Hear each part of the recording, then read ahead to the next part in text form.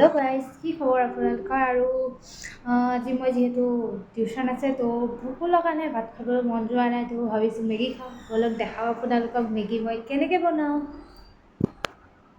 মানে মোৰ ৰেচিপি, বেলেগৰটো নাজানো, কিন্তু মোৰ ৰেচিপি মই কেনেকৈ খাওঁ আপোনালোকক দেখাম।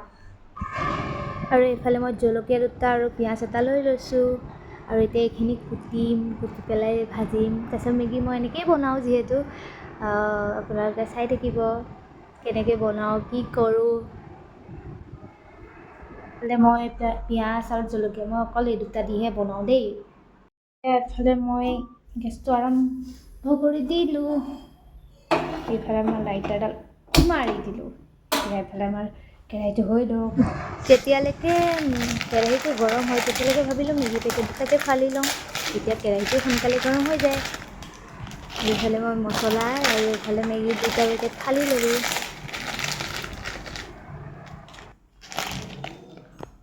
এইফালে ৰিফাইন তেল দি দিলোঁ। ৰিফাইনত মই মেগীটো খাই বহুত ভাল পাওঁ। এইফালে দি দিলোঁ তেল। তেলতে মই কাটি থোৱা পিঁয়াজ জলকীয়া দি দিলোঁ। এতিয়া ভাজি থাকিম।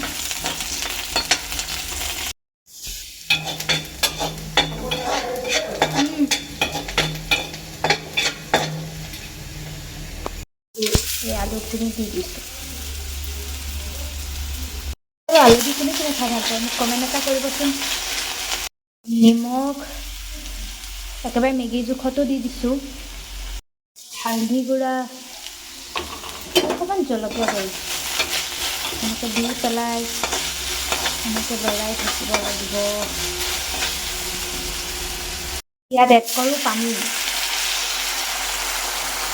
একদম মেগীৰ জোখত পানী। তেতিয়া অকণমান টাইম উতলিবলৈ দিওঁ। মেগী মছলা দি মিক্স কৰি এইটো অকণমান বইল হোৱালৈ অকণমান ঢাকনা এখন মাৰি মই অকণমান ঢাকনা এখন দি থৈ দিওঁ, অলপ সিজিবৰ কাৰণে।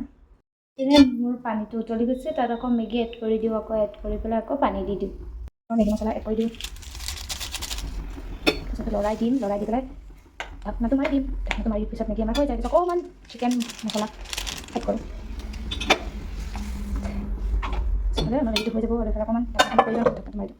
আৰু এনেকৈ বনাই থকাৰ সময়ত মোৰ পানী পিয়াহ বহুত লাগে, সেইকাৰণে পানী অকণো খাই ল'লোঁ।